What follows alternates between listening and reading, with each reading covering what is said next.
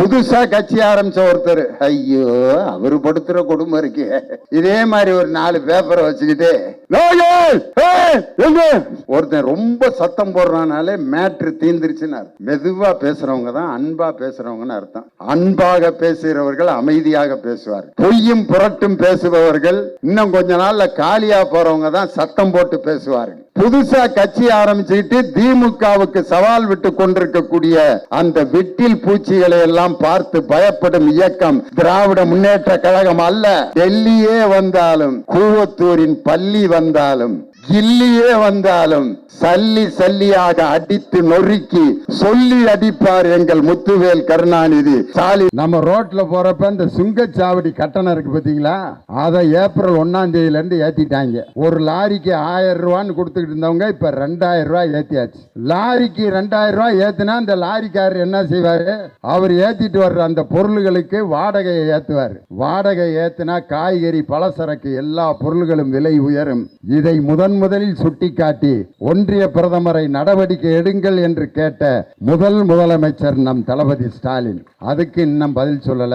நம்ம எடப்பாடி பழனிசாமி சைஞ்சக்னு சால்ரா வாசிட்டு இருக்காரு. மோடிக்கு அமித்ஷாவுக்கு என்ன சொன்னாலும் தலையாட்டிக்கிட்டு இருக்கிற ஒரு அடிமை எடப்பாடி பழனிசாமி. வா வந்தேன், உட்காருகிறேன், எச்சே துப்புகிறேன், தூங்குகிறேன், விஷத்தை சாப்பிடுறேன், செத்துருவேன், சாகு அப்படின்னு சொல்ற அளவுக்கு ஒரு கேடுகட்ட அடிமை இன்னைக்கு ஓட்டு கேட்டு எடப்பாடி பழனிசாமி வந்திருக்கார். இன்னைக்கு ஒரு இடத்துல ஹோட்டல்ல கூட்டு போய் உங்களுக்கு என்ன வேணுமானாலும் வாங்கி சாப்பிடுங்க அப்படின்னு சொல்றப்ப நம்ம எவ்வளவு சந்தோஷப்படுவோம். ஆனா 4 இட்லியை மட்டும் வச்சு இதை மட்டும் சாப்பிட்டு எந்திரி அப்படின்னா, ஏயா எனக்கு பிடிச்ச ஒரு தோசையை திங்க கூடாதா, எனக்கு பிடிச்ச ஒரு பூரியை நான் சாப்பிடக்கூடாதா அப்படின்ட்டு எல்லாரும் யோசிப்பீங்க.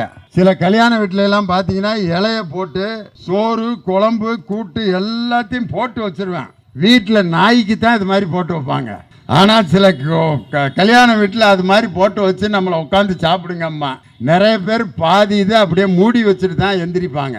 ஆனா சில கல்யாண வீட்டுல சாப்பிட்ற பொருள் எல்லாம் அந்த பக்கம் நிறைய இருக்கும். தட்டெடுத்துட்டு நீங்களே போய் உங்களுக்கு வேணுங்கிறதெல்லாம் எடுத்து சாப்பிடுங்க அப்படின்னு சொன்னா நம்ம எவ்வளவு சந்தோஷமா சாப்பிடுவோமோ, அது மாதிரி தான் நம்ம தலைவர் 8000 ரூபாய் கூப்பனை ஆட்சி வந்த பிறகு பெண்கள் கையில் கொடுத்து, நீங்கள் என்ன பொருள் வேண்டுமோ உங்கள் வீட்டுக்கு அருகில் இருக்கும் கடையிலேயே நீங்களே போய் வாங்கிக் கொள்ளலாம் என்று சாய்ஸ் இஸ் யுவர்ஸ் அப்படின்னு பெண்களுக்கு சுதந்திரம் கொடுத்த அந்த இல்லத்தரசிகள் திட்டம் தான் இன்னைக்கு மிகப்பெரிய வரலாற்று சிறப்பு மிக்க திட்டம். இந்த அருமையான பிரச்சாரத்தை ஏற்பாடு செய்த எங்கள் அன்பு சகோதரர் சட்டமன்ற உறுப்பினர் அருமை சகோதரர் ஜோசப் சாமுவேல் அவர்களுக்கும் VTR நாகராஜ் அவர்களுக்கும் என்னுடைய வாழ்த்துக்களை சொல்லி, இன்னைக்கு எப்படி ஓட்டு கேட்டு நாங்க திமுகவில் வர்றோம்னா, எங்களுடைய சாதனைகளை சொல்லி நீங்க உதயசூரியன் சின்னத்துக்கு ஓட்டு போடுங்கன்னு கேட்கிறோம்.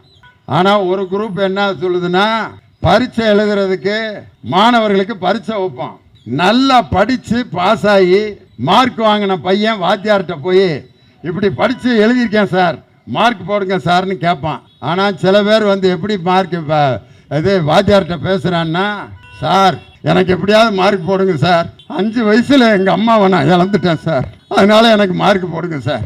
உடனே வாத்தியார் சொல்றாரு, 5 வயசுல அம்மா செத்ததுக்கும் பரீட்சைக்கும் என்னடா சம்பந்தம்? 5 வயசுல அம்மாவை செத்தா அப்பா கூட இருந்து நீ வாழ்ந்துட்டு போக வேண்டியதானே. பரீட்சையில யார் நன்றாக எழுதுகிறார்களோ அவர்களுக்கு தான் மார்க். இன்னொருத்தர் வந்து என்ன சொல்றாரு, நான் எல்லாத்தையும் விட்டுட்டு வந்துட்டேன் எனக்கு மார்க் போடுங்க சார், எங்க அப்பாவை விட்டுட்டு வந்துட்டேன், எங்க அம்மாவை விட்டுட்டு வந்துட்டேன், நான் சம்பாரிச்ச காசெல்லாம் விட்டுட்டு வந்துட்டேன் எனக்கு மார்க் போடுங்க சார். எந்த வாத்தியாரும் நீ எல்லாத்தையும் விட்டுட்டு வந்ததுக்காக பரீட்சை பேப்பர்ல மார்க் போட மாட்டார். யார் நன்றாக பரீட்சை எழுதி இருக்கிறார்களோ அவர்களுக்கு தான் மார்க். இன்னைக்கு 5 ஆண்டுகள் பரீட்சையில் 100க்கு 100 மார்க் வாங்கிய முதலமைச்சர் நம் தமிழகத்தினுடைய முதலமைச்சர். இன்னைக்கு பார்த்தீங்கன்னா எங்க சகோதரர் போலீஸ்காரர் பேண்ட் ஷர்ட் போட்டு எல்லாத்தையும் ஒழுங்குபடுத்திட்டு இருக்கார். அதே இடத்துல கொஞ்சம் தள்ளி பார்த்தீங்கன்னா ஒரு பெண் போலீஸ் பாதுகாப்புல ஒரு பெண் காவலர் பேண்ட் ஷர்ட் போட்டு அதே மாதிரி தொப்பி வச்சு கோ கம் வருஷம் இல்லை தள்ளிப்போ அப்படின்னு சொல்றாங்கன்னா, ஒரு ஆண் மாதிரி காவல்துறையில் ஒரு பெண்ணாலும் பணியாற்ற முடியும் என்ற ஜீவோல கையெழுத்து போட்டவர் முத்தமிழறிஞர் டாக்டர் கலைஞர். இன்னைக்கு நம்ம தலைவர் அந்த பெண் காவலர்களுக்கு என்ன ஒரு சலுகை கொடுத்துருக்காரு தெரியுமா? அவருடைய பாதுகாப்புக்கு ஆண் காவலர்கள் மட்டும்தான் இருக்கணும், ரோட்டில் என் பாதுகாப்புக்கு பெண் காவலர்கள் இனிமேல் வர வேண்டாம் என்று ஆணையில் கையெழுத்து போட்டவர் நம் தமிழகத்தினுடைய முதலமைச்சர். அதை விட ஒரு மனுஷன் கஷ்டப்படுறதை பார்த்து 2 சொட்டு கண்ணீர் விடணுமையா, அவர் தான் ஏன் மனுஷன். இந்த ஜவுளி கடையிலெல்லாம் பார்த்தீங்கன்னா சில பேர் போய் துணி எடுப்பாங்க. ஆம்பளையெல்லாம் போனால் 4 துணி எடுப்பான், 5ஆவது சட்டை எடுத்துருவான். ஆனால் பெண்கள்லாம் துணி கடைக்கு போனாங்கன்னா அந்த சேலை எடு, இந்த சேலையை எடு, இந்த பச்சை சேலையை பூரா எடுத்து போட்டோன்னு ரொம்ப பச்சையாக இருக்கு, இந்த லைட்டு பச்சையெல்லாம் லைட்டு பச்சையெல்லாம் ரொம்ப லைட்டாக இருக்கு, 2க்கு மீடியமாக 1.5 மணி நேரம் அந்த துணி எடுக்கிற அந்த பொண்ணை பாடா படுத்துவாங்க. என் தலைவர் ஒரு தடவை துணி கடைக்கு போனவர் அந்த துணி எடுத்து கொடுக்கிற பெண்கள் நாள் முழுவதும் நின்று கொண்டிருக்கிறார்கள் என்ற காட்சியை பார்த்துட்டு அடுத்த நாள் சட்டம் போடுறாரு, இனிமேல் துணிக்கடையில் பணியாற்றும் பெண்களுக்கு நாற்காலி கொடுத்து அவர்களை அமர வைக்க வேண்டும் என்று, துணிக்கடையில் வேலை பார்க்கும் பெண்கள் கூட கௌரவமாக இருக்க வேண்டும் என்று நினைத்த முதலமைச்சர் நம் தமிழகத்தின் முதலமைச்சர். இன்னைக்கு நம்ம டாக்டர் பூர்ணிமா ஒரு பெண் டாக்டருக்கு படிச்சு அம்பத்தூர்ல நாளைக்கு சட்டமன்ற உறுப்பினராக மாறப்போகிறார்கள். இந்தியாவிலேயே முதலில் டாக்டர் பட்டம் வாங்கிய முதல் பெண்மணி இந்தியாவில் யார் என்றால் முத்துலட்சுமி ரெட்டி என்ற நம் தமிழகத்தை சேர்ந்த பெண். அவங்க தான் முதல்ல இந்தியாவிலே டாக்டர்.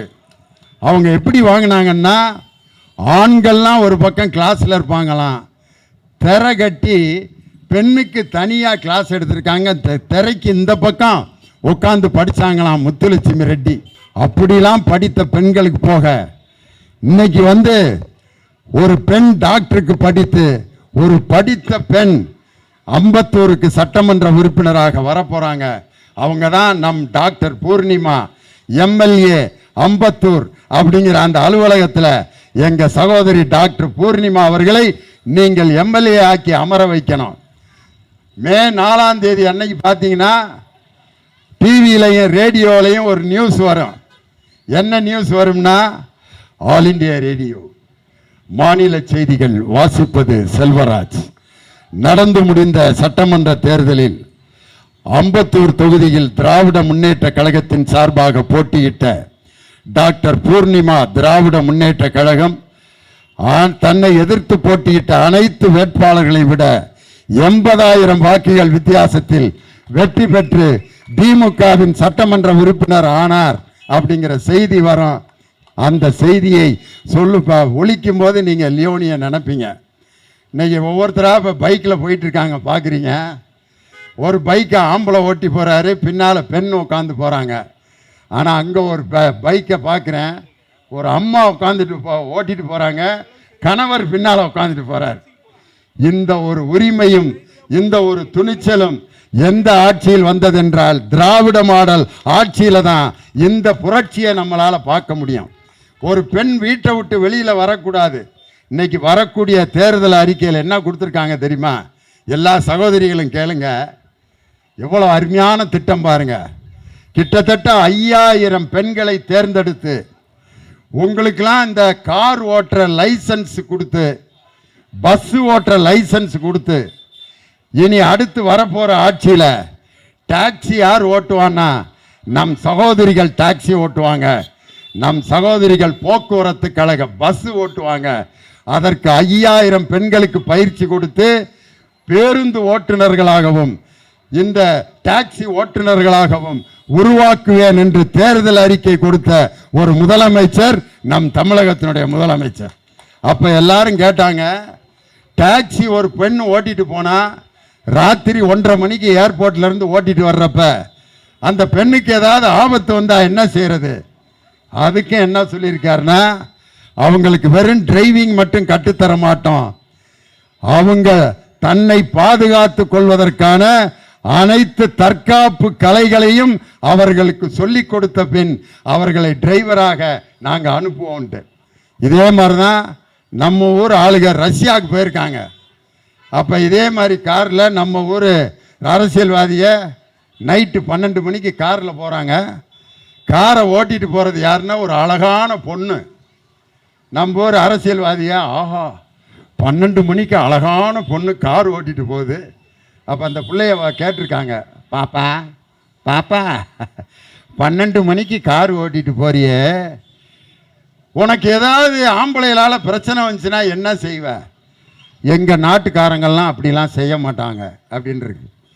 உடனே நம்பாளுங்க, எங்களை மாதிரி வெளிநாட்டிலேருந்து வந்து யாராவது ஏட்டிக்கு போட்டியாக நடந்தா என்ன செய்வேன்னு அந்த பொண்ணு பையிலேருந்து ஒரு துப்பாக்கி எடுத்து இப்படியே காமிச்சிருக்கு. ஐயோ அம்மா எங்களை இறக்கி விட்டுருமா, பயமாக இருக்குன்னு. ஒரு பெண்ணால் துப்பாக்கியை எடுத்து அவளால் அதை பயன்படுத்த முடியும் என்ற நிலையை உருவாக்கி அன்னைக்கு தலைவருடைய ஒரு நிகழ்ச்சியில் 50 பெண்கள் கமாண்டோக்கள் முதலமைச்சருடைய பாதுகாப்பு படையில் வந்து X90 அப்படின்னு ஒரு கன், அந்த கன்னை சுட்டா முன்னால் இருக்கவங்க அடுத்த 2 செகண்டில் 50 பேர் காலி ஆயிடுவாங்க. அந்த கன்னை பயன்படுத்தி பெண்கள்லாம் மேடையில் அப்படி சாகசம் பண்ணிகிட்டு இருக்காங்க. நான் தான் முன்னால் உட்காந்துருந்தேன். அதில் ஒரு அம்மா எனக்கு நேராக துப்பாக்கியை வச்சு இப்படி இழுத்தாங்க. முடிஞ்சிரா லியோனிக்கு தான் கடைசி நிகழ்ச்சின்னு நினச்சேன். அந்த X90 தான் இருக்கிற துப்பாக்கியிலே ரொம்ப அதிகமான துப்பாக்கி, அதிக பவர் உள்ள துப்பாக்கி. அதை கூட ஒரு பெண்ணால் பயன்படுத்த முடியும் என்ற சாதனை உருவாக்கிய ஆட்சி நம் திராவிட மாடல் ஆட்சி. தாய் கிழவி படத்தில் ராதிகா அம்மா சொல்லுவாங்க, ஆக்கல் அழித்தலுங்கிறதுக்கு ஆம்பளையில கடவுளா வச்சிருக்காண்டி, ஆனால் காசுக்கும் கல்விக்கும் பொம்பளைய தாண்டி கடவுளா வச்சிருக்காங்க. அதனால நல்லா படிங்கடி, பணம் சம்பாதிங்கடி, அது தாண்டி உங்களுக்கு வாழ்க்கையில் நல்லதுன்னு தாய் கிழவி சொன்ன மாதிரி இந்த நாட்டு பெண்களை படிக்கவும் பொருளாதாரத்திலும் உயர்த்திய தலைவர் நம் முத்துவேல் கருணாநிதி ஸ்டாலின். அவருடைய ஆட்சி மீண்டும் மலர்வதற்கு டாக்டர் பூர்ணிமா அவர்களுக்கு உதயசூரியன் சின்னத்திலே வாக்களித்து 80,000 வாக்குகள் வித்தியாசத்திலே வெற்றியடைய செய்ய வேண்டும் என்று உங்கள் அனைவரையும் வேண்டி விரும்பி கேட்டுக்கொண்டு உங்களிடமிருந்து விடைபெறுவது உங்கள் திண்டுக்கல் லியோனி. வணக்கம், நன்றி.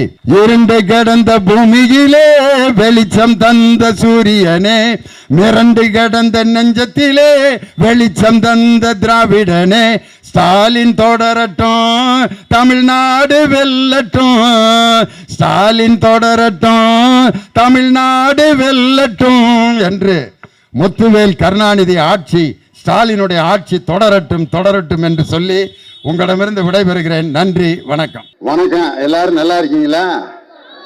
எங்கடா அந்த குரலை எங்கேயோ கேட்ட மாதிரி இருக்கேன்னு எல்லாரும் பாக்குறாங்க. நேத்து வரைக்கும் டிவியில பேசிட்டு இருந்தாரு இந்த ஆளு. எதுக்கு இப்படி ஒரு வேன் எடுத்துட்டு உருளைக்கிழங்கு விற்கிற ஆள் மாதிரி மார்க்கெட்ல உருளைக்கிழங்கு சின்ன வெங்காயம் விற்பாங்க பாருங்க, அது மாதிரி லியோனி எதுக்கு இங்க வந்திருக்காருன்ட்டு எல்லாரும் யோசிக்கிறீங்க. இந்த மார்க்கெட்ல விற்பாங்க சின்ன வெங்காயம் 5 கிலோ 40 ரூபா, 5 கிலோ 40 ரூபா, எடுத்துக்க போனா வராது, திரும்பி போனா கிடைக்காது அப்படின்னு சொல்லி சின்ன வெங்காயம் வெள்ளைப்பூடு விற்கிற மாதிரி லியோனி இங்க வந்து நின்றுகிட்டு இருக்காருன்ட்டு. அந்த லேகியம் வெள்ளைப்பூடு வெங்காயம் விற்கிறதுக்கு எடப்பாடி பழனிசாமின்னு ஒருத்தர் ஒரு ரூபா எடுத்துக்கிட்டு இருக்காரு. இங்க நாங்க பேச வந்திருப்பது என் சகோதரி அம்பத்தூர் சட்டமன்ற உறுப்பினராக விரைவில் பொறுப்பேற்க இருக்கின்ற என் சகோதரி டாக்டர் பூர்ணிமாவுக்கு உதயசூரியன் சின்னத்துல ஓட்டு கேட்டு உங்க முன்னாடி வந்திருக்கேன். இன்னைக்கு பாத்தீங்கன்னா நம்ம தலைவர் முத்துவேல் கருணாநிதி ஸ்டாலின் அவருடைய 5 ஆண்டுகள் ஆட்சி எப்படி சிறப்பான ஆட்சிங்கிறதுக்கு வேற உதாரணமே தேவையில்ல. ஒரு சின்ன பையன் பாருங்க, ஒரு சின்ன குழந்தை, ஒரு வயசு, இது 1ஆவதோ 2ஆவதோ படிப்பான் போல, அவன் அரசியல் கட்சி கூட்டத்துக்கு அவங்க அம்மா கூட வந்திருக்கான் பாருங்க. நாளைக்கு இவன் வந்து அம்பத்தூர்ல எம்எல்ஏ வந்துருவான். நாளைக்கு இந்த சேகர் பாபு அண்ணனுக்கு போல அவன் மாவட்ட செயலாளரை வருவான். இந்த குழந்தை இருக்கிற வரைக்கும் திமுகவை எந்த கொம்பனாலும் அழிக்க முடியாது. காரணம், அப்படி ஒரு ஆலமரம் போன்ற ஒரு இயக்கம் திமுக.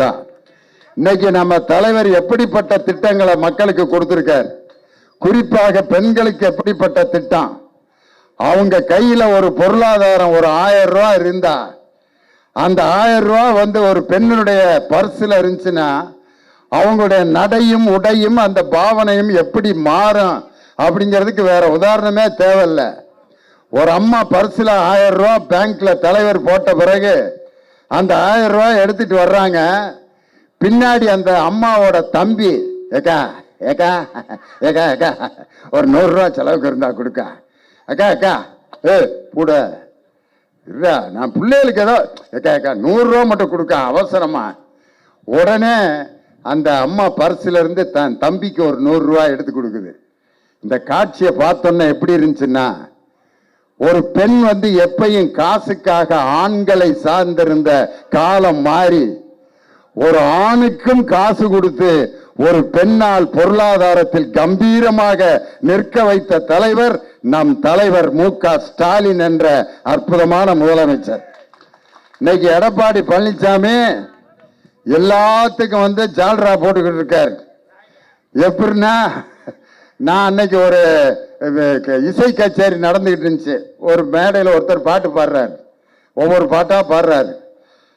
கற்பனை என்றாலும் கற்சிலை என்றாலும் கந்தனே உன்னை மறவேன்.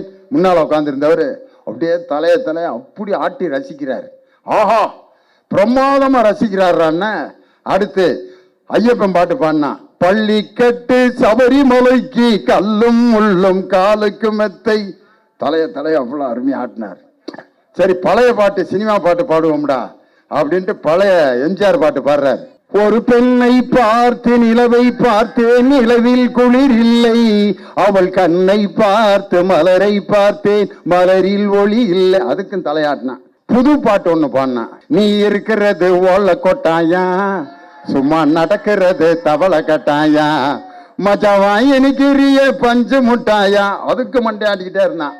சரி ஒரு கானா பாட்டு பாடுவோம்டான்ட்டு, சுண்ட கஞ்சி சோறுடா சுரும்பு கருவாடுடா வாழமீனு காலுடா வர்ற ஸ்டைல பாருடா சலோமியா. அதுக்கும் தலையாட்டினான். ஆஹா இப்படி ஒரு ரசிகனை நம்ம பார்த்ததே இல்லடான்ட்டு கச்சேரி முடிஞ்சு கிளம்பிக்கிட்டு இருக்காரு. அப்பயும் உட்காந்து மண்டையாட்டிக்கிட்டே இருந்தான். அவனை கூப்பிட்டு கேட்டாரு, டேய் பாடி முடிச்சுட்டேன், இன்னும் ஏன்டா மண்டையாட்டிக்கிட்டு இருக்கேன்னு. பிறந்ததுல இருந்தே நான் மண்டையாட்டிக்கிட்டு இருக்கேங்க. நான் மண்டையாட்டுறதை பார்த்துட்டு உன்னை யார் இத்தனை பாட்டு பாட சொன்னதுன்னு. அந்த மண்டையாட்டினது வேற யாரும் இல்லை, எடப்பாடி பழனிசாமி தான். மோடிக்கு அமித்ஷாவுக்கு என்ன சொன்னாலும் தலையாட்டிக்கிட்டு இருக்கிற ஒரு அடிமை எடப்பாடி பழனிசாமி.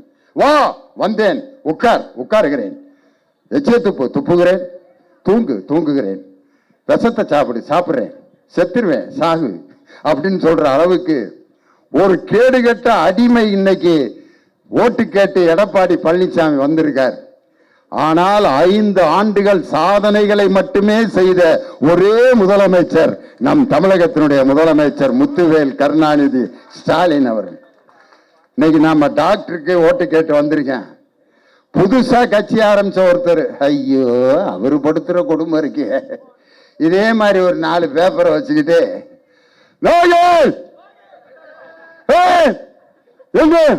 ஒருத்தன் ரொம்ப சத்தம் போடுறானாலே மேட்ரு தீந்துருச்சுன்னு அர்த்தம்.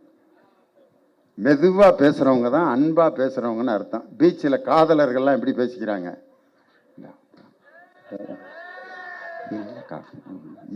போங்க. எங்கேயாவது 2 காதலர்கள் இப்படி பேசியிருக்காங்களா, போடு எங்க அப்படின்னாக்கா அவங்க 2 பேத்துக்கு சண்டை வந்துருச்சுன்னு அர்த்தம். அன்பாக பேசுகிறவர்கள் அமைதியாக பேசுவார்கள். பொய்யும் புரட்டும் பேசுபவர்கள் இன்னும் கொஞ்ச நாள்ல காலியா போறவங்க தான் சத்தம் போட்டு பேசுவார்கள். டாக்டரை வச்சுக்கிட்டு நான் ஒரு கதை சொல்றேன். டாக்டர் அம்மா இங்கிட்டு வாங்க, உங்களை எல்லாரும் இங்கிட்டும் பார்க்கணும்னு ஆசைப்படுறாங்க. இப்படிதான் ஒரு டாக்டர் ஒரு ஆஸ்பத்திரியில் ஒருத்தனை ஆப்ரேஷன் பண்ண கூட்டி போறாங்க. அவன் நடுங்குறான், சார் பயமா இருக்கு சார். ஏண்டா, எனக்கு பிறந்ததுலேருந்து இதுதான் சார் முதல்ல ஆப்ரேஷன், பயமா இருக்கு சார். டாக்டர் சொல்லியிருக்காரு, எனக்கும் இதுதான் பிறந்ததுலேருந்து முதல்ல ஆப்ரேஷன். ஐயோ உனக்கும் முதல் ஆப்ரேஷனா, அறுத்து பழகிறதுக்கு நான் தான் கிடைச்சனா, இருக்கட்டும் பரவாயில்ல அப்படின்ட்டு கூட்டிட்டு போயிட்டாரு. ஆப்ரேஷன் தியேட்டரில் படுத்திருக்கேன். ஆப்ரேஷன் தியேட்டரில் பெரிய மாலை தொங்கிட்டு இருந்துச்சு. டாக்டரை பார்த்து, டாக்டர் ஐயா ஆப்ரேஷன் தியேட்டரில் எதுக்கு மாலை? டாக்டர் சொல்லியிருக்காரு, தம்பி பயப்படாத, ஆப்ரேஷன் வெற்றி அடைஞ்சா எனக்கு போடுவாங்க, தோல்வி அடைஞ்சா உனக்கு போட்டு மின் மயானத்துக்கு கூட்டி போயிடுவாங்க. பயப்படாத அப்படின்ட்டு எழுப்பி பார்க்குறாரு, செத்துட்டாங்க. இது வேற யாரும் இல்லை, இந்த ஆபரேஷன் பண்ணார் பத்தி அந்த டாக்டர். புதுசா கட்சி ஆரம்பிச்சுக்கிட்டு திமுகவுக்கு சவால் விட்டு கொண்டிருக்கக்கூடிய அந்த வெட்டில் பூச்சிகளை எல்லாம் பார்த்து பயப்படும் இயக்கம் திராவிட முன்னேற்ற கழகம் அல்ல. இன்னைக்கு எப்படிப்பட்ட திட்டங்களை தந்திருக்காரு தலைவர். இன்னைக்கு 5000 ரூபாய் உங்களுக்கு ஒரே நாளில் 1,31,00,000 பெண்களுக்கு 5000 ரூபாய் ஒரு நாள் இரவில் அவங்க பேங்குக்கு டிரான்சாக்சன் பண்ண புரட்சியை செய்த ஒரே தலைவர் முத்துவேல் கருணாநிதி ஸ்டாலின். ஒரே நாள் அசந்துட்டாங்க பெண்கள்லாம். என்னப்பா நேத்திய அக்கௌண்ட்ல ஒண்ணுமே இல்ல, இன்னைக்கு 5000 ரூபாய் கிடைச்சிருக்கு. இந்த சாதனையை இந்தியாவில் எந்த முதலமைச்சராவது செஞ்சிருக்காங்களா? இன்னைக்கு அடுத்து வரப்போகிற ஆட்சியில் 1000 ரூபாயை 2000 ரூபாயாக தரப்போகின்ற முதலமைச்சர் நம் தலைவர் மு.க. ஸ்டாலின். இன்னைக்கு சின்ன குழந்தைங்கெல்லாம் பள்ளிக்கூடத்துக்கு போகும், எத்தனையோ வசதியான பிள்ளைகள்லாம் பள்ளிக்கூடத்துக்கு போங்க. சாப்பிடாம அந்த ஒரு பிள்ளை பள்ளிக்கூடத்தில் போய் 4 பிள்ளைய உட்காந்துருக்கு. டீச்சர் என்ன பாடம் நடத்துவாங்க தெரியுமா? பசியோடு உட்காந்துருக்கிற பிள்ளைக்கு தோசை அம்மா தோசை, அம்மா சுட்ட தோசை, அரிசி மாவும் உளுந்தமாவும் கலந்து சுட்ட தோசை, சொய் சொய் என்று நெய் ஊத்தி சுட்டெடுத்த தோசை. பசியோடு இருக்கவனுக்கு எப்படி இருக்கும்? இப்ப போய் தோசை பாட்டை நடத்துது இந்த பொம்பளை. அதுக்கு அடுத்து என்ன பாட்டு நடத்துறாங்க தெரியுமா? அம்மா இங்கே வா வா, ஆசை முத்தம் தாத்தா, இலையில் சோறு போட்டு. ஐயோ சோத்த போடுறாங்களே, எனக்கு பசிக்குதேன்னு. பசியோடு அமர்ந்திருக்கிற ஒரு குழந்தை எப்படி பாடம் கவனிக்கும்? நம்ம தமிழ்ல தான் சொன்னான், பசி வந்தால் 10 பறந்து போகும். பசியோடு இருக்கவன்ட்ட போய் லியோனி பேசுறாரு, வா அந்த ஆளை போய் படுத்து தூங்க சொல்லு. லியோனி வந்திருக்காரு, 4 இட்லியை கொடுக்க சொல்லியா லியோனியா, அப்புறம் பேச்ச கேட்கலாம்பா. கல்வி ஞானம் கண் மூக்கு மெய் வாய் செவி அத்தனை உறுப்புகளும் பலன் இழந்து போயிரும். எது வந்தா? பசி வந்துச்சுன்னா. அந்த காலையில் குழந்தைகள் பட்டினியோடு இருக்கக்கூடாது என்பதற்காக 20 லட்சம் குழந்தைகளுக்கு காலை உணவை வழங்கிய தாயுமானவராக இருந்த தலைவர் நம் தமிழகத்தினுடைய முதலமைச்சர். வருகின்ற தேர்தலில் அவர் வெற்றி பெற்று மீண்டும் முதலமைச்சராகி 8ஆம் வகுப்பு வரை படிக்கின்ற அனைத்து குழந்தைகளுக்கும் இன்னும் 15 லட்சம் குழந்தைகளுக்கும் காலை உணவை போடுவேன் என்று வாக்குறுதி கொடுத்திருக்கும் நம் தமிழகத்தினுடைய முதலமைச்சர். அவர்தான் வெற்றி பெற்று வரணும். இன்னைக்கு புதிதாக கட்சி ஆரம்பிச்ச அந்த குரூப்புகளை பார்த்து மந்திரி குமாரில என் தலைவர் வசனம் எழுதினார். நெருப்போடு போர் தொடுக்க வந்த வெட்டில் பூச்சியே, புறநானூற்றை மறைக்க வந்த புழுதி காற்றே, கலிங்கத்து பரணியை மறைக்க வந்த காரூரிலே, பின்னங்கால் பிடரியில் வீட ஓடும் ஓடும் ஓடிக்கொண்டே இரும் என்று சொன்னார். எங்கள் தலைவருடைய சாதனைக்கு முன்னால் எடப்பாடி பழனிசாமி என்ற அடிமையின் அந்த பிரச்சாரமும், புதிதாக கட்சி தொடங்கி இருக்கக்கூடிய வெட்டில் பூச்சிகளும் எங்கள் திராவிட மாடல் முதல்வர் மு.க. ஸ்டாலின் சாதனைகளின் முன்னால் உருத்தெரியாமல் அழிந்து போகும். லாஸ்டா ஒரு பஞ்ச் டயலாக் சொல்றேன். டெல்லியிலிருந்து யார் வந்தாலும், டெல்லியே வந்தாலும், கூவத்தூரின் பள்ளி வந்தாலும், கில்லியே வந்தாலும் சல்லி சல்லியாக அடித்து நொறுக்கி சொல்லி அடிப்பார் எங்கள் முத்துவேல் கருணாநிதி ஸ்டாலின் என்று சொல்லி எங்கள் டாக்டர் பூர்ணிமா அவர்களுக்கு உதயசூரியன் சின்னத்திலே வாக்களித்து நாளைக்கு அம்பத்தூர் சட்டமன்ற உறுப்பினர் அலுவலகத்தில் பூர்ணிமா MBBS என்ற பட்டத்துக்கு பக்கத்தில் MLA என்ற பட்டத்தையும் அளித்து உங்களுக்காக சட்டமன்றத்தில் குரல் எழுப்ப டாக்டர் பூர்ணிமாவை உதயசூரியன் சின்னத்திலே வாக்களித்து வெற்றி பெற உங்களை அன்போடு அழைத்து உங்களிடமிருந்து விடைபெறுவது உங்கள் திண்டுக்கல் லியோனி. வணக்கம், நன்றி. 5 ஆண்டுகள் உதயசூரியனுடைய ஆட்சியில் மிக சிறப்பான திட்டங்களை எல்லாம் இந்த மக்களுக்கு தந்து, இன்று இந்த திட்டங்களை தந்த எனக்கு வாக்களியுங்கள் என்று தமிழ்நாடு முழுவதும் இன்று பிரச்சாரம் செய்து கொண்டு வருகின்ற மே மாதம் 7ஆம் தேதி முத்துவேல் கருணாநிதி ஸ்டாலின் என்னும் நான் தமிழகத்தின் முதலமைச்சராக பொறுப்பேற்க போகிறேன் என்று கவர்னர் மாளிகையில் முதலமைச்சராக பொறுப்பேற்க போகின்ற நம் தலைவர் மு.க. ஸ்டாலின் அவர்களுடைய ஆதரவு பெற்ற அம்பத்தூர் தொகுதியினுடைய திராவிட முன்னேற்ற கழகத்தின் வேட்பாளர் அல்ல, நாளை அம்பத்தூரின் சட்டமன்ற உறுப்பினராக பொறுப்பேற்க போகின்ற டாக்டர் பூர்ணிமா அவர்களை உதயசூரியன் சின்னத்திலே வாக்களித்து வெற்றி பெற செய்ய உங்களை அன்போடு கேட்டு உங்கள் திண்டுக்கல் லியோனி உங்களை நாடி வந்திருக்கிறேன். நான் இந்த வேனில் ஏறி வர்றப்ப நம்ம சகோதரிகள்லாம் பார்க்குறாங்க, இந்த ஆள் டிவியில் பேசிக்கிட்டு இருந்தாலும் இப்போ எதுக்கு இந்த வேனில் சந்தையில் உருளைக்கிழங்கு வைக்கிற ஆள் மாதிரி வேனில் ஏறிக்கிட்டு உருளைக்கிழங்கு கிலோ 10 ரூபாய், உருளைக்கிழங்கு கிலோ 50 ரூபா, 5 kilo 5 kilo 5 kilo 5 kilo 5 kilo எடுத்துக்க, போனால் வராது, திருப்பி வந்தா கிடைக்காது அப்படின்னு விற்றுக்கிட்டு இருப்பாங்க. நான் ஒரு சந்தையில் பார்த்தேன், சக்கரவள்ளி கிழங்கு விற்றுக்கிட்டு இருந்தான் ஒருத்தன். எப்படி விற்றுக்கிட்டு இருந்தான் தெரியுமா? சக்கரவள்ளி கிழங்கு உடம்புக்கு ரொம்ப நல்லது ஐயா, சக்கரவள்ளி கிழங்கு மாமா சமஞ்சது எப்படி என்று வாலி அவர்கள் பாடிய சக்கரவள்ளி கிழங்கு அப்படின்னு வித்துக்கிட்டு இருந்தான். அது மாதிரி சக்கரவள்ளி கிழங்கு, சின்ன வெங்காயம், வெள்ளைப்பூடு விற்கிறதுக்கு ஊர் ஊரா போய்கிட்டு இருக்காரு ஒருத்தர். அவர் தான் எடப்பாடி பழனிசாமி. அந்த லேகியம் விற்கிற பழனிசாமிக்கு மத்தியில் தனது திட்டங்களை சொல்லி எனக்கு வாக்கு போடுங்கள் என்று கேட்கின்ற துணிச்சலும் தைரியம் உள்ள ஒரே முதலமைச்சர் நம் தமிழகத்தினுடைய முதலமைச்சர் முத்துவேல் கருணாநிதி ஸ்டாலின் என்ற முதலமைச்சர் தான். இன்னைக்கு நம்ம டாக்டர் பூர்ணிமா உங்களுடைய வேட்பாளர் அல்ல, சட்டமன்ற உறுப்பினராக வரப்போறாங்க. மே மாதம் 4ஆம் தேதி அன்னைக்கு டிவியில் நியூஸ் வாசிப்பாங்க. தேர்தல் சிறப்பு செய்திகள் வாசிப்பது சுதா ரகுநாதன். நடந்து முடிந்த சட்டமன்ற தேர்தலில் அம்பத்தூர் சட்டமன்ற தொகுதியில் திராவிட முன்னேற்ற கழகத்தின் சார்பாக போட்டியிட்ட பூர்ணிமா அவர்கள் தன்னை எதிர்த்து போட்டியிட்ட அனைத்து வாக்காளர்களை விட 80,000 வாக்குகள் வித்தியாசத்தில் வெற்றி பெற்று திமுகவின் சட்டமன்ற உறுப்பினர் ஆனார் அப்படிங்கிற செய்தி வரும்போது நீங்கள் லியோனியை நினைப்பீங்க. இங்கே நம்ம சகோதரிகள்லாம் இவ்வளோ பேர் வந்திருக்கிறீங்க, ஆம்பளைன்னு நின்றுட்டு இருக்காங்க. இந்த சகோதரிகள் ஆண்கள் 2 பேரையும் இப்போ பார்க்குறேன்.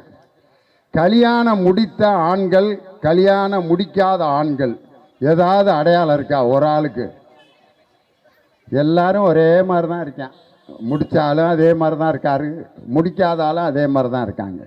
ஆனால் என் சகோதரிகளுடைய முகத்தை பார்த்தாலே அவங்களுக்கு கல்யாணம் ஆயிடுச்சா இல்லையான்னு கண்டுபிடிச்சிடலாம். இந்த எங்கள் அம்மா நிற்கிறாங்க, இங்கே ஒரு பொட்டு, இந்த கோட்டுக்கு நடுவில் ஒரு குங்குமம் வச்சுருக்காங்க, அதை வச்சே கல்யாணம் ஆயிடுச்சு. நான் ஒரு அம்மாட்ட கேட்டேன், எதுக்குக்கா இந்த கோட்டுக்கு நடுவில் குங்குமம் வைக்கிறீங்க? எல்லாம் வைக்கிறாளுங்க, அதனால தான் நானும் வைக்கிறேன். இதுக்கு என்ன காரணமாக சொல்ல முடியும்? நீ வேற வேலையை பார்த்துட்டு பாப்பா அப்படின்னு. இன்னொரு அக்காலை கேட்டேன், எதுக்குக்கா பொட்டு பெருசு பெருசாக வைக்கிறேன்னு? இதையும் வைக்காட்டி 4 பேர் சைக்கிள் எடுத்துக்கிட்டு பின்னாடியே அழகிறேன்.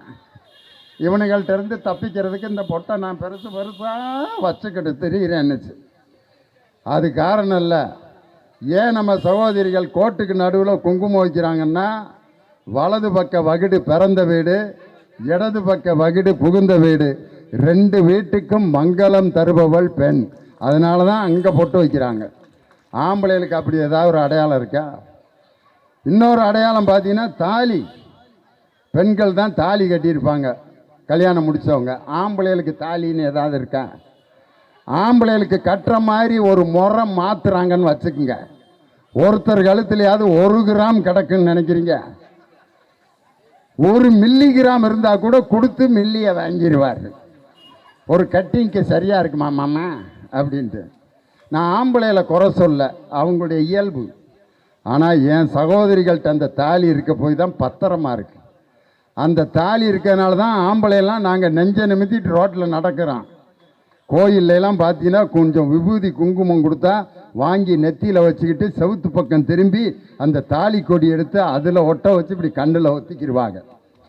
ஏமா அதில் அப்படி குங்குமம் வைக்கிறேன்னு கேட்டதுக்கு அதில் அவங்க இருக்காங்க. யார்? அவங்க வீட்டுக்காரர் இருக்காராம். அந்த ஆள் தண்டி இருக்கான், புளி மூட்டை ராமசாமி மாதிரி. ஒரு ஆட்டோவில் உக்காந்தா ஒரு ஆட்டோ முழுவதும் இருக்கான். ஆனால் அவரு அந்த மஞ்ச கயிற்றுல இருக்கான்னு நம்பி பொட்டு வச்சு பாதுகாக்கிறாங்க. அதே மாதிரி வயிற்றுல கருவை சுமந்து புள்ள பேக்கிற பொறுப்பும் பெண்கள்கிட்ட தான் இயற்கை கொடுத்துருக்கு. ஆம்பளைகள்கிட்ட மட்டும் புள்ள பேக்கிற பொறுப்பை கொடுத்துருந்தா ஒரு ஆள் 3 மாதம் வச்சுருப்பான்னு நினைக்கிறீங்க? 6வது மாதமே டாக்டர்கிட்ட இதை களைச்சிருங்க, நம்மளால் இதை தூக்கிட்டு திரிய முடியாது, பிறண்டு படுக்க முடியல, ஒன்னையும் திங்க முடியல. ஆனால் என்னை பெற்ற என் தாய் 10 மாதம் பொறுமையாக சுமந்ததுனால தான் லியோன் இந்த மேடையில் உங்கள் முன்னாடி பேசிகிட்டு இருக்கேன். ஏன் இதை சொல்கிறேன்னா, எதை கொடுத்தாலும் பத்திரமா எங்கள் சகோதரியை தான் வச்சுருப்பாங்க.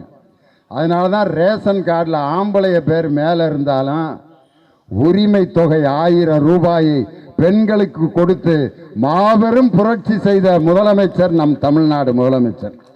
அதில் இந்த தேர்தல் நேரத்தில் பெண்களுக்கு பணம் கொடுப்பதா அப்படின்னு கோர்ட்டில் கேஸை போட்டு அதை தடுக்க நினைத்தார்கள் மோடியும் எடப்பாடி பழனிசாமியும். அதை தெரிஞ்சுக்கிட்டு என் தலைவர் அதுக்கு முன்னாடியே ஒரே நாள் இரவு, யாருக்குமே தெரியாது, உலகத்தில் யாருக்கும் தெரியாம அடுத்த நாள் காலையில் எல்லாருடைய அக்கௌண்ட்லையும் 5000 ரூபாய் அக்கௌண்ட்ல போட்ட ஒரே புரட்சி முதலமைச்சர் நம் தமிழ்நாடு முதலமைச்சர். இது ஒன்று போதும் என் தலைவரை மீண்டும் முதலமைச்சர் ஆக்குறது. இன்னைக்கு பார்த்தீங்கன்னா எடப்பாடி பழனிசாமி அவர்கள் ஒவ்வொரு ஊர்லையும் போய் ஓட்டு கேட்டுக்கிட்டு இருக்கார். நாங்கள் எங்களுடைய ஆட்சியில் என்னென்ன செஞ்சோம் தெரியுமா? நாங்கள் அம்மா மினி கிளினிக் கட்டினோம். எங்கனையாவது ஒரு இடத்துல ஒன்று அம்மா மினி கிளினிக்னு ஏதாவது இருக்கா? கட்டியிருந்தா அதை பாதுகாத்து வச்சிருந்துருக்கணும்ல. அம்மா மினி கிளினிக் நாங்கள் கட்டினா திமுக அதை இடிச்சிருச்சுன்ட்டு டுபாக்கூர் விடுறாரு. ஆனால் என் தலைவர் மக்களை தேடி மருத்துவம் சொல்லி வீட்டுக்கு போய் எல்லாருக்கும் மருத்துவ சிகிச்சை கொடுத்தாங்க. வயசான பெண்கள், கிராமத்தில் கூலி வேலை செய்கிற பெண்கள் கூட திடீர்னு மயக்கம் போட்டு விழுகும். அம்மா அப்பா ஏக்கா லட்சுமி ஏக்கா மயக்கம் என்னன்னு தெரியல, கிருகிருன்னு வந்துருச்சுன்னு ஆஸ்பத்திரியில் போய் ப்ரெஷர் பார்க்குறாங்க. அடித்தா ப்ரெஷர் 400 இருக்குது, சுகர் 300 இருக்குது. டாக்டர் கேட்குறாரு, உங்களுக்கு சக்கரை 300 இருக்குது. இல்லையே, 1/2 கிலோ தானே வச்சுருந்தேன் வீட்டில், அதுக்குள்ளே யார் 200 கிராம திருடினது?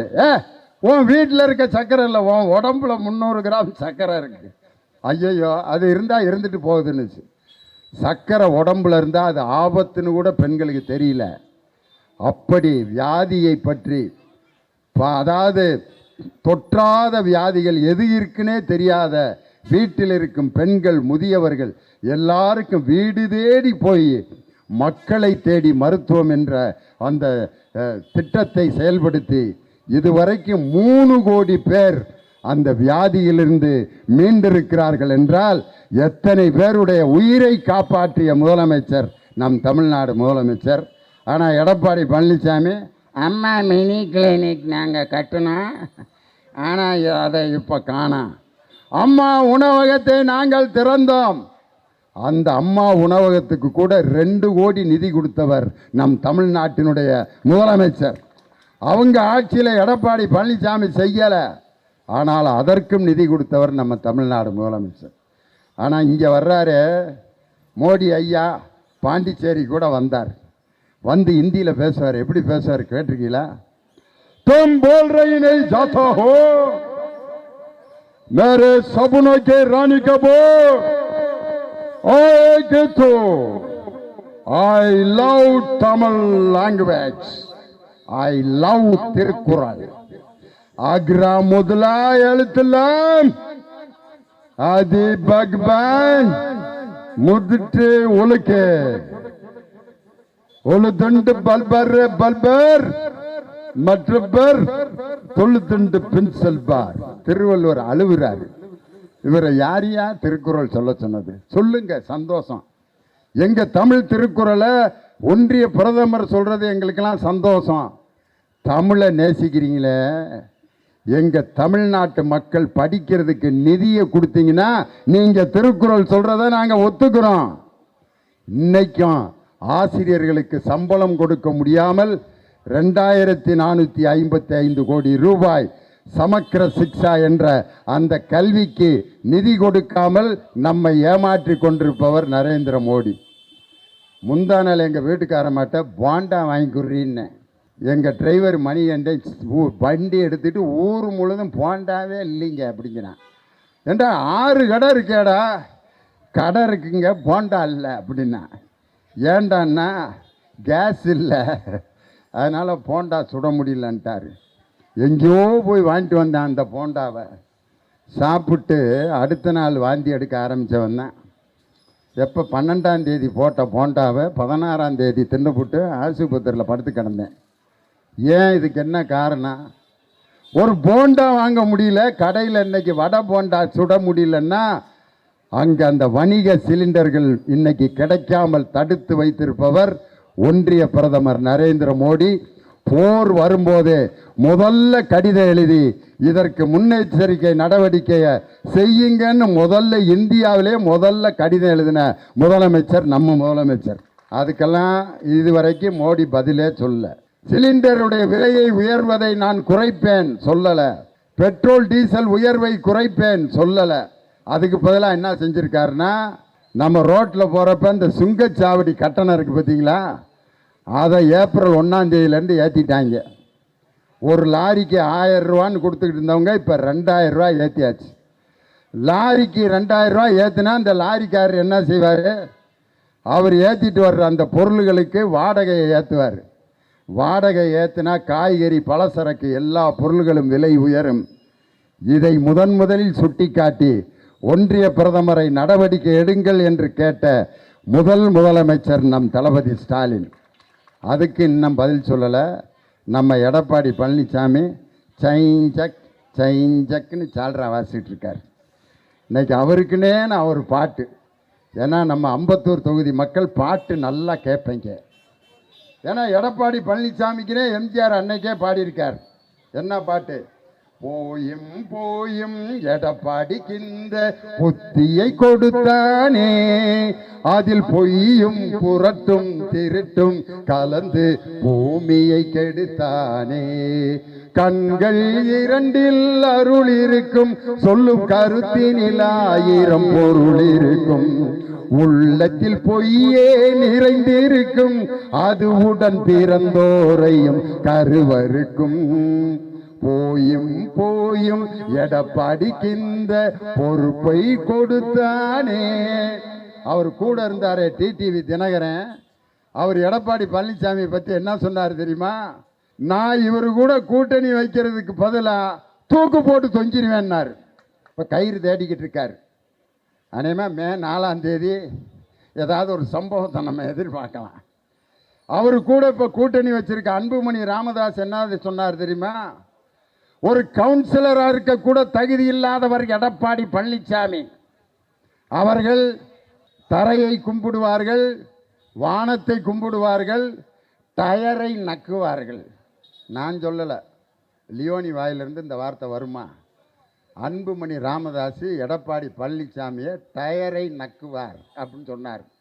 இப்போ அவங்க 2 பேரும் அன்புமணி ராமதாஸுக்கு என்னை டயர் நக்கின்னு சொன்னார், அதனால் அவருக்கு ஓட்டு போடுங்கன்னு கேட்டுக்கிட்டு வந்திருக்கார். இதை விட கொடுமை என்ன தெரியுமா? அதே டிடிவி தினகரன் எடப்பாடி பழனிசாமியா அமைதிப்பட அம்மாவாசைன்னார். இப்போ அமைதிப்பட அம்மாவாசையும் தூக்கு போட்டு தொங்குறவரும் சேர்ந்து கூட்டணி. அதை விட பாஜக கட்சியின் முன்னாள் தலைவர் என் தம்பி அண்ணாமலை எடப்பாடியை பற்றி என்ன சொல்லியிருக்காரு தெரியுமா? டிவியில் வீடியோவில் நீங்கள் பார்க்கலாம். ஒரு 1ஆம் கிளாஸ் படிக்கிற பிள்ளைக்கு இருக்க அறிவு கூட இல்லாத ஒரு தற்குறி, அறிவே இல்லாத எடப்பாடி பழனிசாமி பச்சை இங்கில் கையெழுத்து போடுற அண்ணாமலையை பற்றி பேசுவதற்கு எந்த யோக்கியதையும் இல்லை, தகுதியும் இல்லை. இப்படி ஒரு அறிவு கட்ட ஒரு ஈனமான ஒரு மனிதரை தலைவராக அதிமுக பெற்றிருக்கிறது. நான் சொல்ல, அண்ணாமலை சொன்னார். இன்னைக்கு அது 2ம் சேர்ந்து கூட்டணி வச்சு நாங்கள் கூட்டணி அப்படின்ற அந்த தற்குறிங்கிற வார்த்தையை கற்றுக் கொடுத்ததே அவர் தான். நம்ம யாரையுமே அப்படி சொல்ல மாட்டோம்.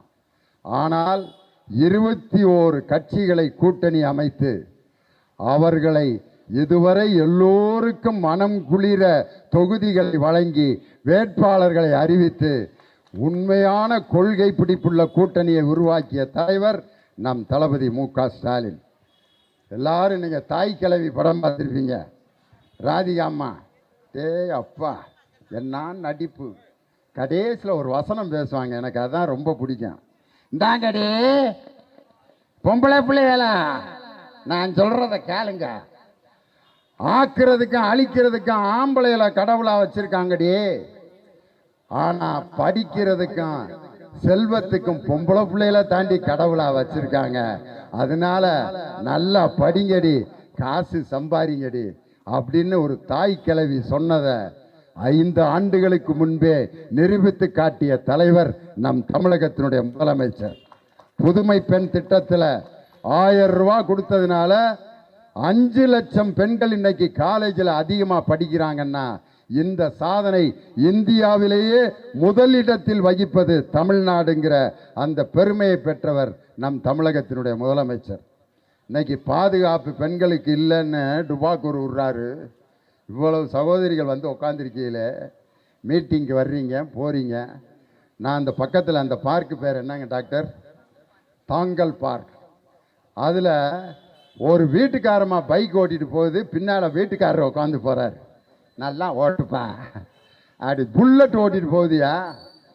எவ்வளவு பாதுகாப்போடு இன்று தமிழகத்தில் பெண்கள் இருக்கிறார்கள். இந்தியாவுடைய குற்ற ஆவண காப்பகம்னு ஒரு நிறுவனம் இருக்கு, அது மோடியோட கட்டுப்பாட்டில் தான் இருக்கு. அந்த நிறுவனம் சொல்லியிருக்கு, இந்தியாவிலேயே பெண்கள் பாதுகாப்பாக இருக்கும் முதல் மாநிலம் தமிழ்நாடு தான். அதனால தான் 45% பெண்கள், உழைக்கும் பெண்கள் தமிழ்நாட்டில் இருக்காங்க. வயசான எங்கள் அம்மா, எங்கள் தாத்தா பாட்டி, ஒரே ஒரு விஷயத்தை மட்டும் சொல்லி முடிச்சிடுறேன். ஒரு தாத்தா பாட்டி தன்னுடைய பிள்ளைகளை எல்லாம் படிக்க வச்சு 2 ஆம்பளை பிள்ளை பிறக்கமா அவர் ஆகோ என்னைய காப்பாற்று வாங்கிடா அப்படின்னு பெரிய பையனை பயங்கரமாக படிக்க வச்சு அவனுக்கு ஒரு இடத்துல கல்யாணம் பண்ணி கொடுத்தாரு. புருஷன் தாய் தப்ப 2 பேரும் இருக்காங்க. கல்யாணம் பண்ண மூத்த மையன் வர்றேன். அப்பா அம்மா, எனக்கு இவ்வளவு நல்லது செஞ்சீங்க, ரொம்ப நன்றி. நீங்கள் இந்த வீட்டில் சந்தோஷமா இருங்க, நானும் என் வீட்டுக்காரமாவும் தனி குடித்தனம் போகிறோம்னு கிளம்பி போயிட்டேன். கிளம்பணும் கிளவிய இவ்வளவு கஷ்டப்பட்டு வயிறு வாயை கட்டி படிக்க வச்சு கல்யாணம் பண்ணி கொடுத்தான், எங்களை தனியாக விட்டு போயிட்டானேன்னு அழுதாங்க. 2வது மகனுக்கு கல்யாணம் பண்ணி கொடுத்தாங்க. அவன் வந்தான். அவன் என்ன சொன்னான் தெரியுமா? அப்பா அன்னை மாதிரி நான்லாம் துரோகம் பண்ண மாட்டேன்பா. அவன் பார்த்தீங்களா உங்களை விட்டுட்டு தனியாக போயிட்டான், நான் அவனை மாதிரி செய்ய மாட்டேன், நீங்கள் 2 பேரும் தனியாக வாடகை வீட்டுக்கு போங்க, நான் இந்த வீட்டில் இருந்துக்கிறேன்ட்டேன். கிழவனும் கிளவி ரோட்டில் இப்படியே அழுதுகிட்டே வருதுங்க. வியட்நாம் வீடு பாட்டை படிச்சுக்கிட்டு, உன் கண்ணில் நீர் வழிந்தால் என் நெஞ்சில் உதிரம் கொட்டுதடி. பிள்ளைகளால் கைவிடப்பட்ட அந்த முதியோர்களுக்கு அன்பு சோலைன்னு ஒரு திட்டத்தை தொடங்கி ஒவ்வொரு ஊரிலும் முதியோர் இல்லத்தை அரசாங்கத்தின் பெயரால் தொடங்கிய முதலமைச்சர் நம்ம தமிழ்நாட்டு முதலமைச்சர். வருகின்ற தேர்தலுக்கு அவர் முதலமைச்சராக வெற்றி பெற்றவுடன் அனைத்து ஊர்களிலும் அன்பு சோலை என்ற அந்த இல்லங்கள் துவங்கப்படும் என்று சொன்னார். முதியோர்களுக்கு வழங்கப்படும் அந்த உதவித்தொகையை 1500 ரூபாயிலிருந்து 2000 ரூபாய் தருவேன் என்று வாக்குறுதி கொடுத்திருக்கிற முதலமைச்சர் நம் தமிழ்நாட்டினுடைய முதலமைச்சர். அதே மாதிரி புதுமை பெண் திட்டம், மாதம் கல்லூரி மாணவிகளுக்கு 1000 ரூபாய் கொடுக்கிறத 1500 ரூபாயாக கொடுப்பேன் என்று அறிவித்திருக்கிறார். உரிமை தொகை 1000 ரூபாயை 2000 ரூபாய் என்று அறிவித்து அதை செயல்படுத்த போகின்ற முதலமைச்சரும் நம் தமிழ்நாட்டினுடைய முதலமைச்சர். இதை விட ரொம்ப அருமையான திட்டம் எது தெரியுமா? பெண்களுக்கெல்லாம் கார் டிரைவிங் பழகி தர போகிறாங்க. 5000 பேரை தேர்ந்தெடுத்து கார் ஓட்டுற டிரைவிங் லைசன்ஸு, பஸ்ஸு ஓட்டுற லைசன்ஸு உங்களுக்கு கற்றுக் கொடுத்து என் தலைவருடைய ஆட்சியில் 2026-27 என் சகோதரி தமிழ்நாடு அரசு போக்குவரத்து கழக பஸ்ஸை என் சகோதரி ஓட்டிட்டு வர்ற அந்த காட்சியை நடத்த போகிற முதலமைச்சர் நம் தமிழகத்தினுடைய முதலமைச்சர். எப்படி இருக்கான்? ஒரு பெண் பஸ் ஓட்டிட்டு வந்தா, ஆஹா இப்பயே இந்த பிள்ளை கனவுல நான் டிரைவிங் பழகி போக்குவரத்து கழக பஸ்ஸை நான் ஓட்டிட்டு வர்றேன், என்ன சந்தோஷமா இருக்கும். அதே மாதிரி 4 சக்கர வாகனங்கள் டிரைவிங் லைசன்ஸ் பெண்களுக்கு கற்றுக் கொடுத்து 5000 பெண்களை டிரைவர்களாக மாற்றுவோம் என்று வாக்குறுதி கொடுத்திருக்கும் தலைவர் நம் தமிழ்நாடு முதலமைச்சர். இன்னைக்கு நம்ம டாக்டர் அம்மா இருக்காங்களே, பூர்ணிமா டாக்டர், பெண்கள் எந்த நாட்டில் படிக்கிறாங்களோ அந்த நாடு தான் முன்னேறும். பாரதி சொன்னான், சட்டங்கள் ஆள்வதும் பட்டங்கள் செய்வதும் பாரினில் பெண்கள் நடத்த வந்தோம், எட்டும் அறிவினில் ஆணுக்கு பெண் இங்கு இளைப்பிள்ளை கான் என்று கும்மியடி என்ற பாரதியின் புதுமை பெண்ணாக ஒரு பெண் அம்பத்தூரின் சட்டமன்ற உறுப்பினராக விரைவில் பொறுப்பேற்க போகின்ற அந்த புரட்சி நமது தமிழ்நாட்டின் முதலமைச்சருடைய காலத்தில் தான் நடக்கும். 5 ஆண்டுகள் உங்கள் அம்பத்தூர் சட்டமன்ற உறுப்பினராக மிக அருமையாக பணியாற்றி இந்த அருமையான பிரச்சாரத்தை நடத்தி கொண்டிருக்கக்கூடிய என் இனிய சகோதரன் ஜோசப் சாமுவேல் அவர்கள் இங்கே வருகை வந்திருக்கிறார். அவருக்கு எல்லாரும் பலத்த கரவொலி எழுப்பி இந்த பிரச்சாரத்தை அவர் தலைமையில் நடத்தி டாக்டர் பூர்ணிமா அவர்களை வெற்றி பெற செய்ய அவர் இந்த ஓட்டு கேட்கிற அந்த பணியில் அவர் தன்னை இணைத்து கொண்டிருக்கிறார் என்றால் எப்படிப்பட்ட இயக்கம் திமுக என்பதை பாருங்கள். அதே மாதிரி நமது VTR நாகராஜ் அவர்களும் இந்த நிகழ்ச்சியிலே கலந்து கொண்டு இவ்வளவு அருமையான இந்த பிரச்சாரத்தை நடத்தி கொண்டிருக்கிறார். நம்ம சகோதரி பெண் போலீஸ் அங்கே நிற்கிறாங்க பாருங்க, என்ன கம்பீரமாக ஆண்களுக்கு மத்தியில் ஒரு ஆம்பளை தான் போலீஸாக இருக்க முடியுங்கிறத மாற்றி என் சகோதரி பேண்ட் ஷர்ட்டு போட்டு, லியோனி சார் நேராக போங்க, சாருக்கு வழிவிடு, ஒரு லியோனியை பாதுகாக்க ஒரு பெண்ணால் முடியும் என்பதை நிலைநாட்டிய ஆட்சி திராவிட மாடல் ஆட்சி. இதை பார்க்க எவ்வளவு கண்கொள்ளா காட்சியாக இருக்கு. அன்னைக்கு அவங்க மேடம் பேர் சங்கீதாவான், சங்கீதா மேடத்துக்கு எல்லாரும் ஒரு கைத்தட்டு கொடுங்க. உண்மையிலே இதெல்லாம் நாம் கண்ட கனவு. இது அன்னைக்கு வேர்ல்டு ட்ரேட் சென்டர் அந்த இதில் ஒரு பீடி சுற்றும் தொழிலாளியின் மகள் சத்யா IPS படிச்சுட்டு நம்ம நான் முதல்வன் திட்டத்தில் படித்து நான் IPS படிச்சிருக்கேன்ட்டு முதலமைச்சர் முன்னாடி Sathya IPS assistant superintendent of police அப்படின்னு சலிட் அடிக்கும்போது எவ்வளவு பெருமையாக இருந்தது. இந்த சாதனைகளை எல்லாம் படைத்த முதலமைச்சர் நம் தமிழ்நாட்டு முதலமைச்சர். அதனால் நம் டாக்டர் பூர்ணிமா அவர்களை 80,000 வாக்கு வித்தியாசத்திலே வெற்றியடை செய்து உதயசூரியன் சின்னத்தை வாக்களித்து மீண்டும் முத்துவேல் கருணாநிதி ஸ்டாலின் அவர்களை முதல்வராக்கும் வரை நாம் ஓய மாட்டோம் என்று சொல்லி அம்பத்தூர் மட்டுமல்ல தமிழ்நாடு முழுவதும் 200 தொகுதிகளிலே வெற்றி பெற்று மே மாதம் 7ஆம் தேதி முத்துவேல் கருணாநிதி ஸ்டாலின் என்னும் நான் தமிழகத்தின் முதல்வராக பொறுப்பேற்கிறேன் என்ற விழாவை நீங்கள் தொலைக்காட்சியிலே பார்த்து மகிழ்வீர்கள் என்று சொல்லி உதயசூரியன் மறக்காமல் வாக்களியுங்கள். உதயசூரியன் சின்னம்